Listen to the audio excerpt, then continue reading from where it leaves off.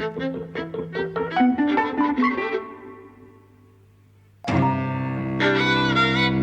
and welcome to Eavesdropping at the Movies. I'm Mike. And I'm José. And you've dragged me to see Fast and Furious, Hobbs and Shaw. Yes, or Hobbs and Shaw, as I like to call it. It's the Fast and Furious presents Hobbs and Shaw. Yes. So anyway, you saying it's I dragged you to it already doesn't bode very well. How much did you dislike it? I did not hate it. Ah. I had a much better time than I expected to, certainly. I've never seen a Fast and Furious film before. Ah, right. Any of them. I saw the first couple, but then, I really disliked Vin Diesel. And I thought the other guy, the one who died, the blonde... Paul Walker was just so dull, right? So, and I suppose kind of once you... I do like car chases, and actually I adore action. But it didn't seem to me to be the kinds of car chases that I liked, or indeed the action that I liked. And I just stopped watching them. And to be honest, yesterday I thought...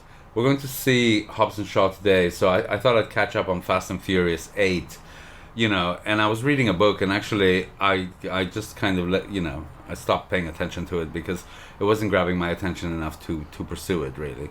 So I'm not a fan of the series. The series overall, excluding Hobbs and Shaw, so just the first 8 main series, has cost $1 billion to make.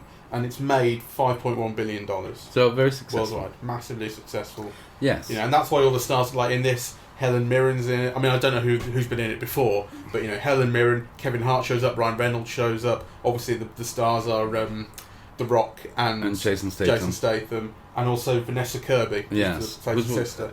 Yeah, and actually, they're all wonderful. I love Dwayne Johnson, and he's very warm and appealing and funny in this.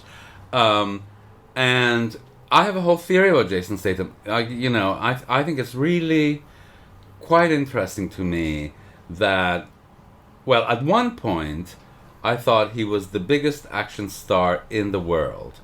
That was before Dwayne Johnson really took off, But I still think he's the biggest international star of British descent. Right, he specializes in action. I think those they were expendable films. Expendable. They really set him up as the logical successor to Stallone and Schwarzenegger. Yeah, that was almost kind of built in to those films, and I think he was. And I love those. What are those films with the car? The Transporter films. I love. Right, Luc Besson, right? Yeah, wonderful. And I think it's interesting that, the biggest box office star of British descent is the only one who connotes working classness now. So, you have Benedict Cumberbatch and Daniel Craig. Bond. Oh, okay, I suppose Daniel Craig. But he does it as Bond. He's only a star as Bond, exactly. Really. But I'm thinking of Benedict Cumberbatch. What's the other guy who was in the Fantastical Beasts film? Eddie Redmayne. Like, they're all Etonian. None of these are action people.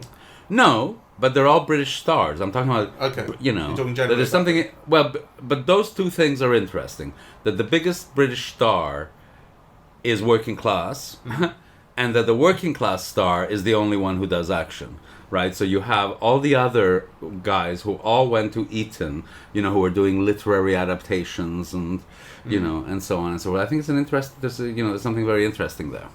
Yeah.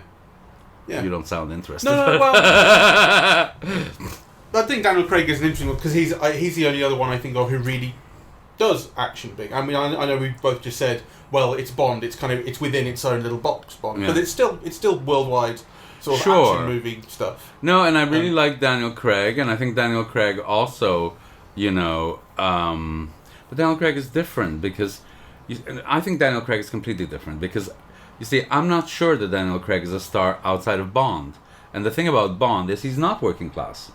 No, that's what I was getting at. Yeah. Okay, so whereas Statham has a star persona. You know, that he's got films built around, you know, what he signifies, really. And one of the things he signifies is Britishness, and the other thing he signifies is a kind of, you know, a working classness made good, right? So somebody of a working class origin who has become an expert, you know, in computers, weaponry, or whatever, right? So, you know, somebody highly skilled, highly intelligent, but of a working class background, right?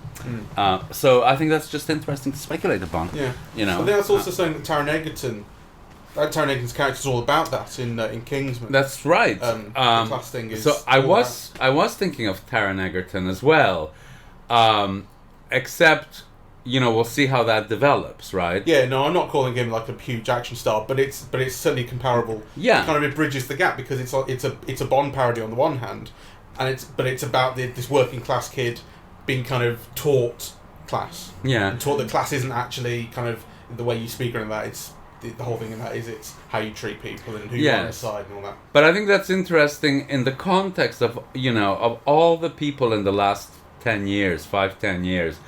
All of the people who became stars during the Tory, you know, the last Tory decade, who are actually, you know, who are all public school boys, and not only public school boys, but Etonians. So we talk about the government, but I think it's also worth mentioning this in the arts, because Cumberbatch, Redmayne, Damien Lewis all went to Eton, which is kind of obscene, I think. I mean, I don't have anything against... I love, you know... Well, I don't love... But I have nothing against the actors individually, but that this should be, you know, the case socially and historically is a problem, right? And I think actually that Statham is an interesting counterbalance to all of that, though obviously he became a star before any of these people. It's funny that you bring up all this kind of stuff around Englishness or Britishness and Jason Statham, because it's something that really occurred to me, not just about him, but about the film in general early on. So the film is about these two. It's a standalone film that it's a sort of spin-off of the Fast and Furious franchise, as I understand it. So it doesn't continue a story from the rest of them, but these are characters that you pick up who have been in the previous films, right? So you've got this Luke Hobbs, which is The Rock's character, Dwayne Johnson, and Thingy Shaw, who is Jason Statham's. And they're both going to have to come together to fight this baddie, basically, who wants to take over the world, wants to re-engineer people, you know, typical baddie stuff. But the film, in a sense, really sidelines The Rock early on. Not sidelines, but he's a separate concern to what most of the film is doing very early on, because the film starts off set in London. The bad guy is English as well, Idris Elba. Yes. You've got this girl who's involved who works for MI6 who's English. That's Vanessa Kirby. She turns out to be Jason Statham's sister. All the action early on is set in London, which is the real scene-setting stuff.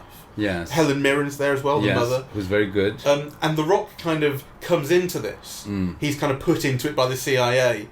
And it's not like it's Jason Statham's fight that he's taking part in. It is both their fight early on, but it all starts off in this kind of world of Englishness. Yes, which is kind of interesting. One of the things that I found very interesting is when at the end you see the credits and you see that both Dwayne Johnson and Jason Statham are producers, and that actually Dwayne Johnson is part of the Producers Guild of America. Yeah. So he's like an accredited producer, and of course you realize that all of the scenes in Samoa are due to him being the star and the producer. Yeah. And you might argue that all of the scenes and some of the casting might be because Jason Statham is the star and the producer.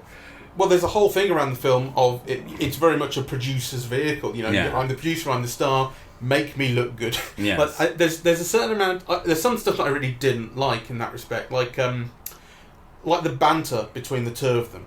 You know, they throw these jabs at each other, which are supposed to be funny. And I think almost all of them fell really flat. Well, yeah. But then on top of that, right, Jason Statham will land some quip, and The Rock, instead of responding to it with another one, will just laugh in this very American way. Like that, only Americans respond to banter like that, going, "Well, you got a good one in." Yeah. Which is what he does, you know. And I really hated that. And it's like The Rock going, "Okay, I have to be nice. I'm likable.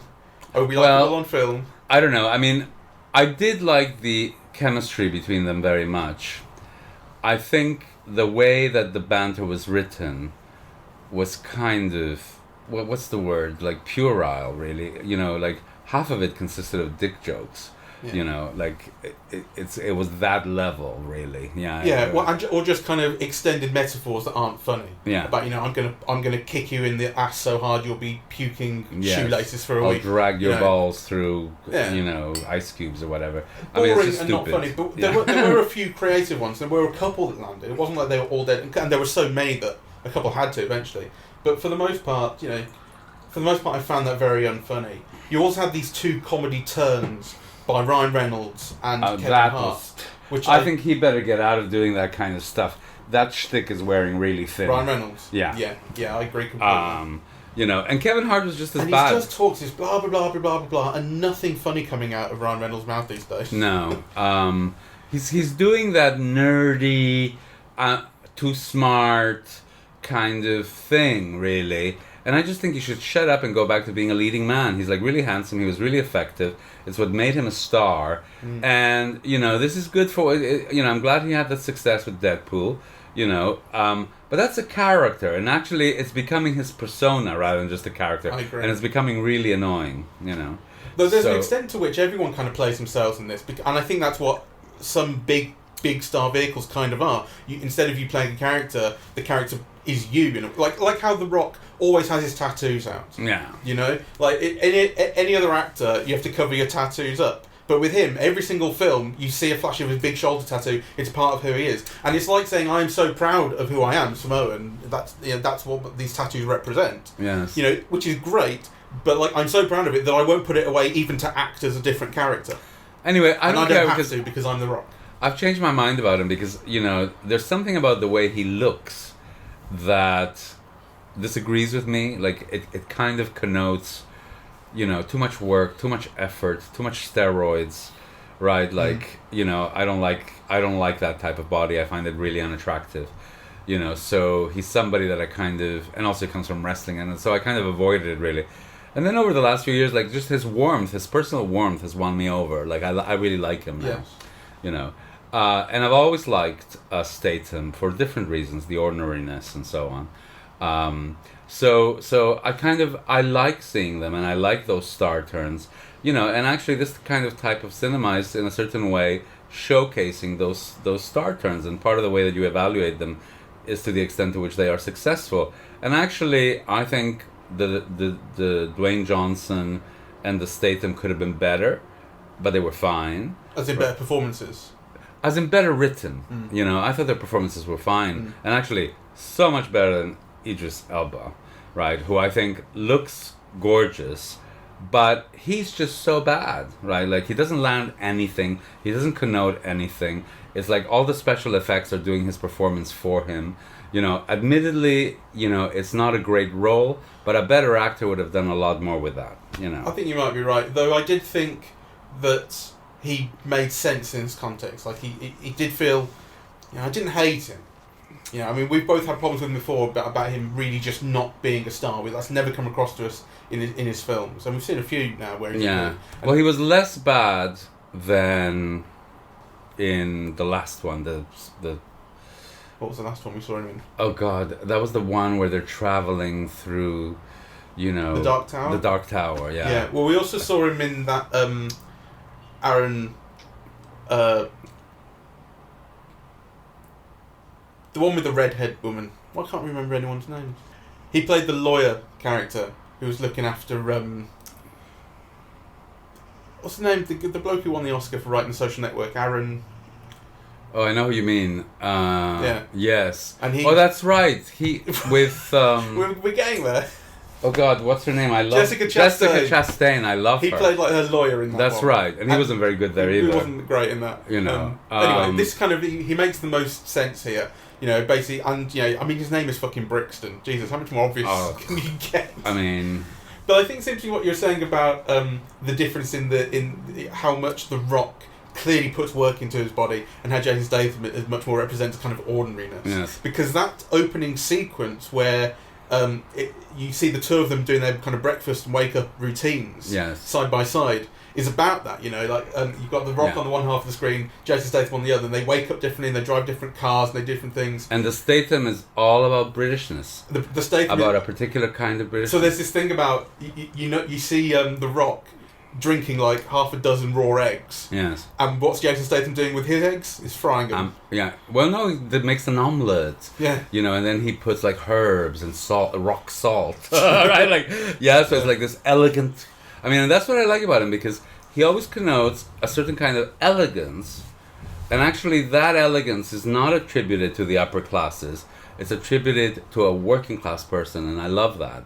Right, you know, so the thing about Jason Statham is he reconciles these opposites. On the one hand, he's working class. On the other hand, he's elegant living as well, and he knows how to combine the two. Yeah, he's done well for himself. Yes, that's right. But it does have that thing of like, if you're gonna make an omelette, make it right. That's right. Sort of.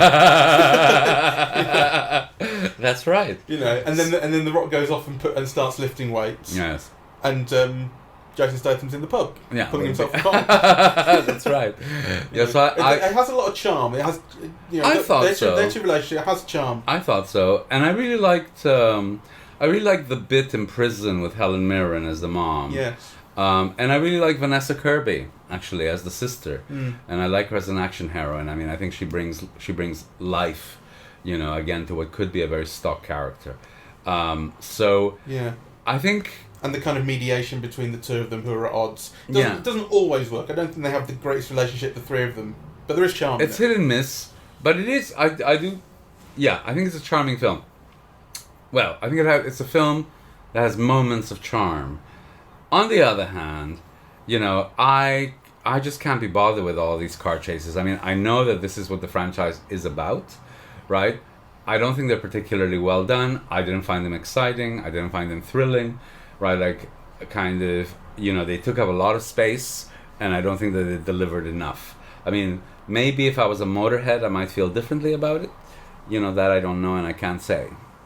I must say that they worked on me better than I thought, because I was really expecting to just find this all so macho and muscly and annoying. It was pretty macho. It has a lot of that. You're talking about The Rock's body. You know, it's really selling The Rock's body, and it has some. But really also all those dick jokes. Yeah, I know. You know, I mean, and a lot of that really didn't work on me. But when it came to the action, I started to get. I think there's some really nicely orchestrated action. Some of it's quite creative. The thing where Hobbs and Shaw each pick a door to go through, and one of them's only got one guy who he beats easily, and on the other hand, Jason Statham's got to beat up about 15 guys, right? And it's, you know, it's not about the fighting is kind of fun and how easily he goes through them, but it's about the relationship, and it's Hobbs looking back at him and going, oh, I'm not, you know, I'm tired. I think the fighting is better than usual, and I credit the director because, you know, David Deitch is the guy who did David Leitch. Yeah, he did Deadpool 2, but he worked with Chad Stahelski on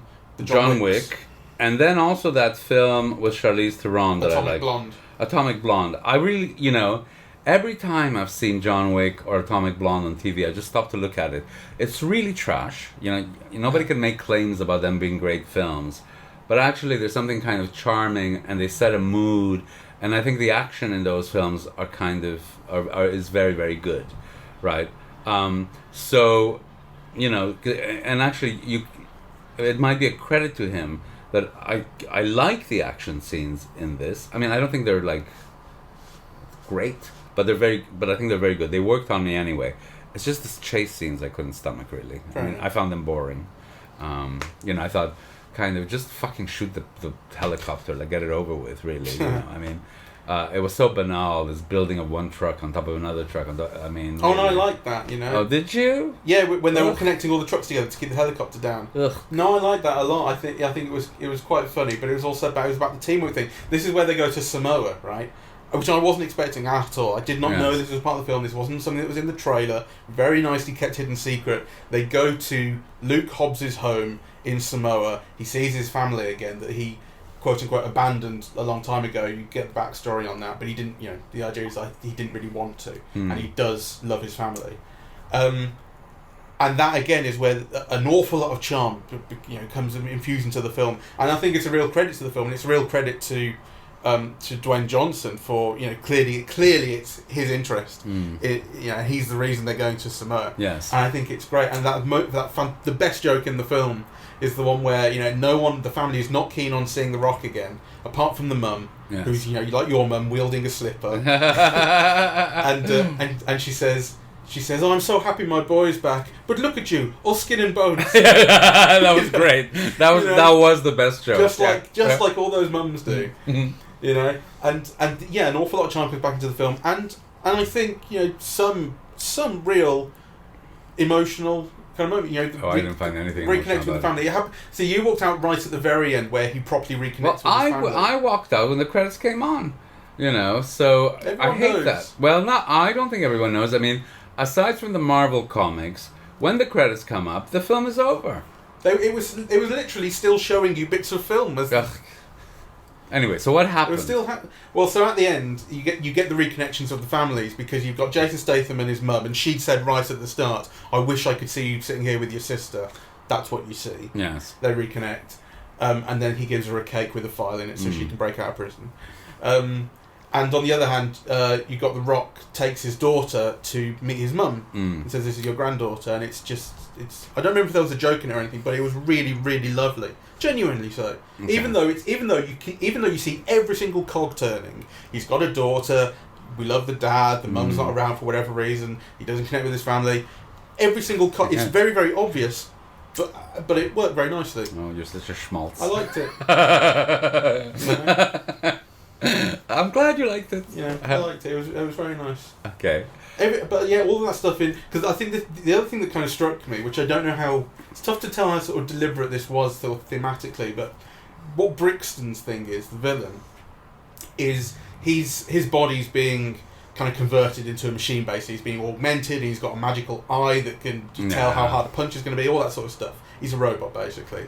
And it's all about how humans need to evolve. Yeah, that's his thing. That's my Idris Elba voice. Yes. Humans need to evolve onto the next level. And there's this thing about the guns. You can't fire the guns that his army has without the activation code. Yes. And so what they do when they go to Samoa, because they have no guns there, they have old Samoan weapons, sticks and spears, is they deactivate all the guns. So you've got this thing of like they're forced to fight, at least initially, until they bring a helicopter in, with primitive weapons, and there's this thing about like if everyone's supposed to be moving on to the next level, if we're all supposed to be evolving, it's actually deliberately kind of atavistic the way they fight at first. The way they make them I'm fight. not sure I like that.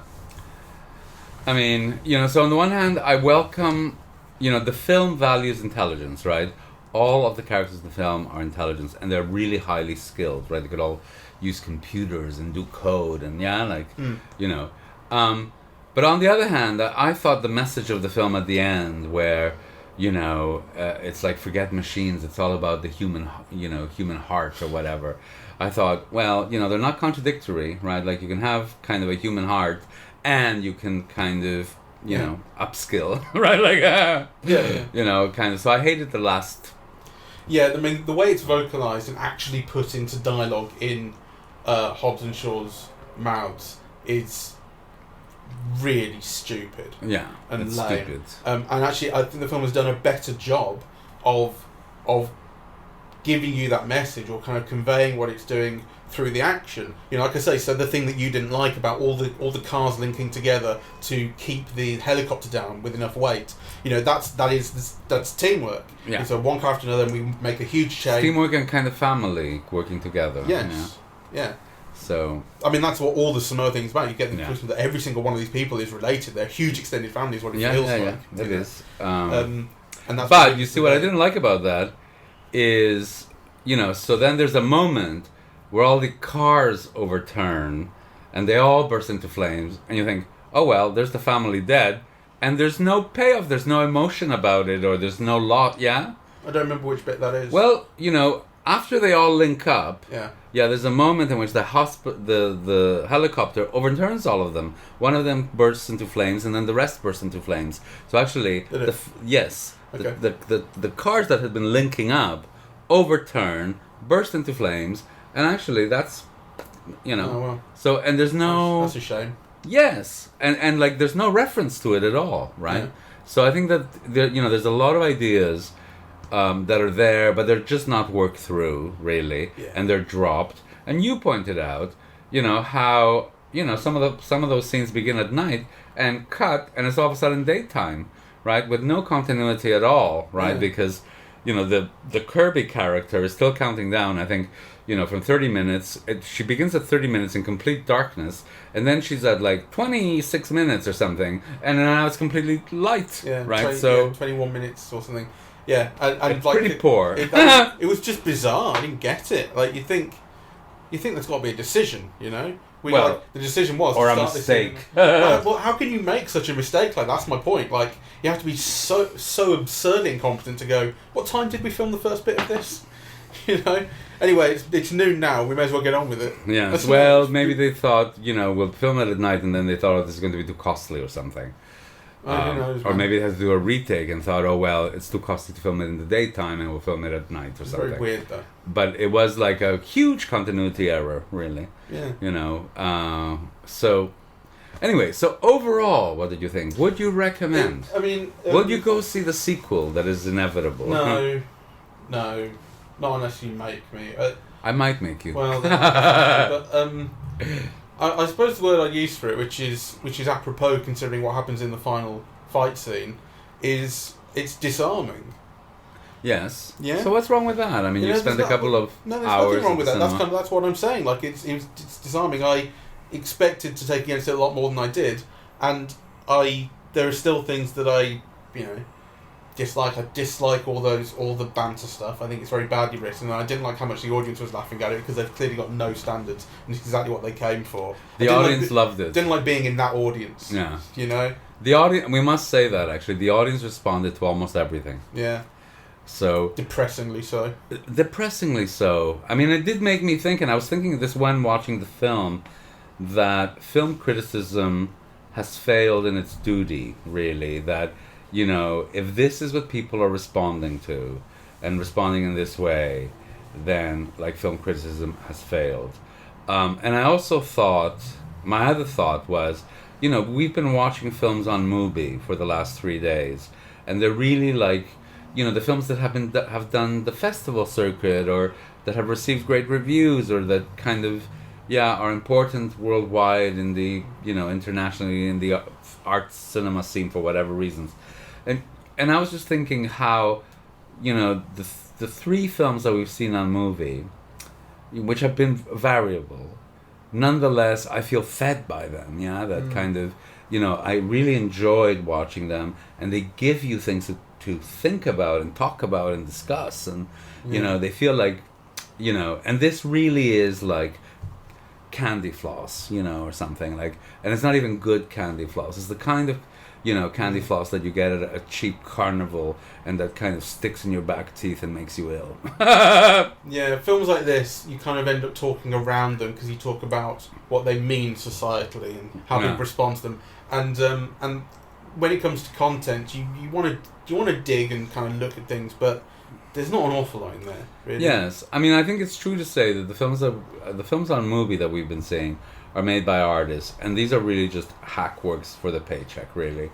I think people might be trying to do their best, but there's good craft in there, I think. Well, not even. No, I think there is good craft. Come on, that day for night thing that we're just talking about. That's there's also some bad craft. Yes, but I think the way that some of those fight scenes are put together in the chases, I do think works well. I think there is some novelty in them, some creativity. It's not devoid of that. It's not devoid of beauty either. There are some shots that are very nice, which I didn't expect to like the look of it as much as I did. But overall, I can absolutely agree that it's not made by artists in the same way that those films that we've watched on Mubi are. Yeah. They're made by craftspeople. Well, and not all of them. There was a time in Hollywood where you thought the studios really bought in the very best people in the world, right? The best composers, right? And, the best lighting people, the best design people, and the best artists, right? All the greats worked in Hollywood, the real geniuses in their area.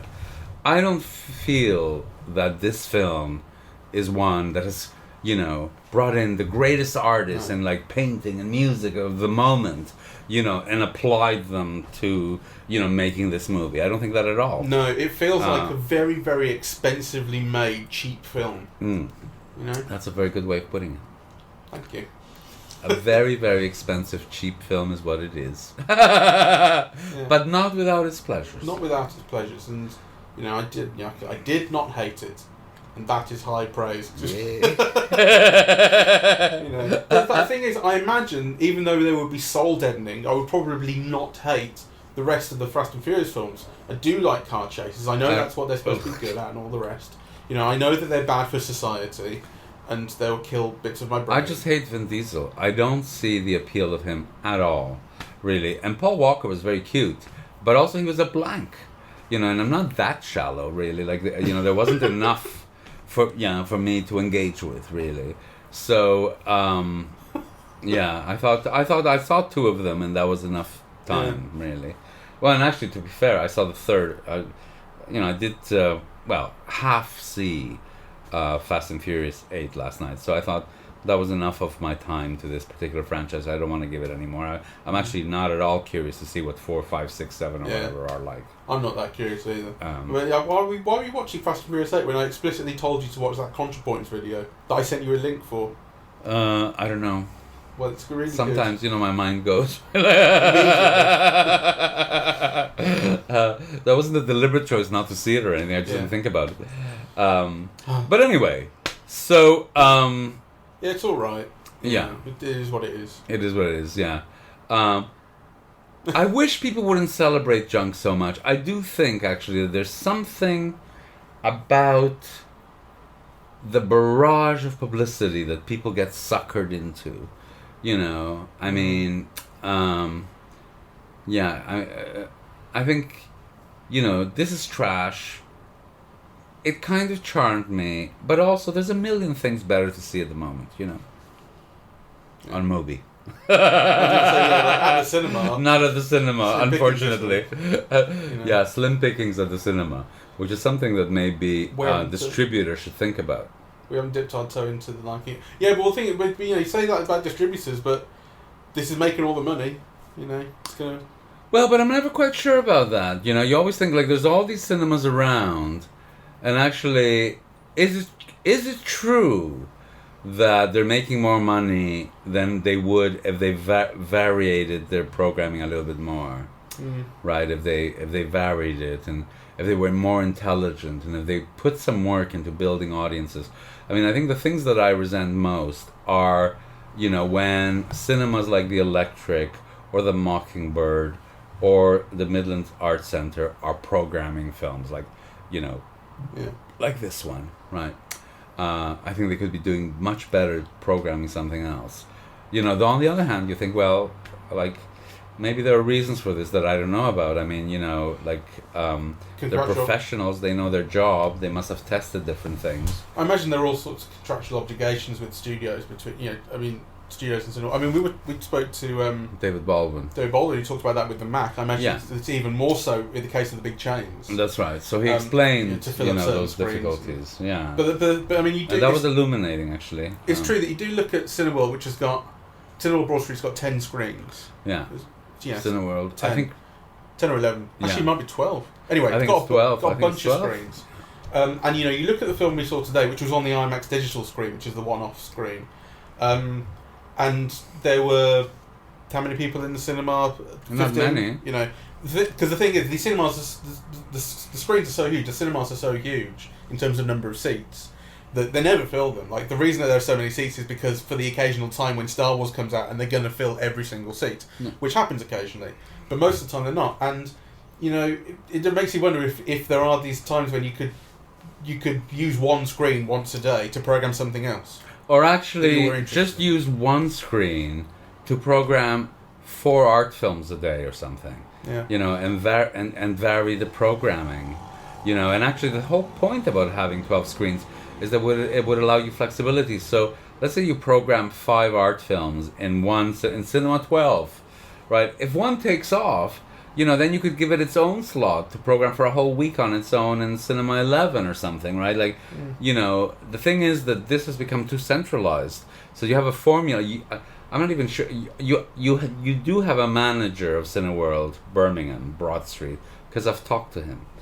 But he's not a manager who has any influence over the program itself, over what he's showing, right? That's all done centrally, and actually, I think everything in our culture is overly centralized, really, and that's one of its problems. But I do think unless, distributors learn how to build audiences, they're going to lose it completely.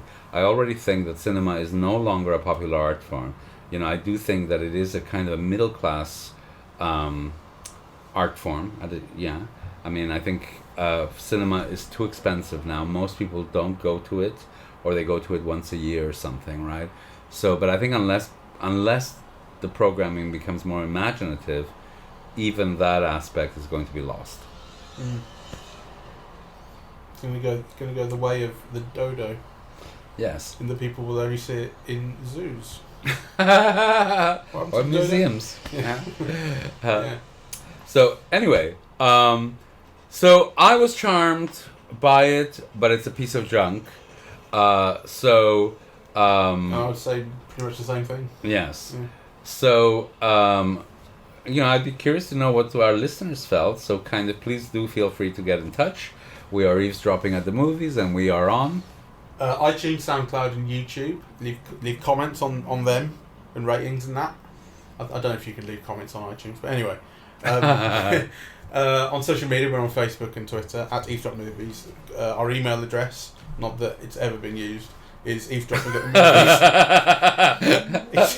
movies. Nobody has written us. Eavesdropping at the movies at gmail.com. And the website is eavesdroppingatthemovies.com. C'est bien. Merci. Bye bye.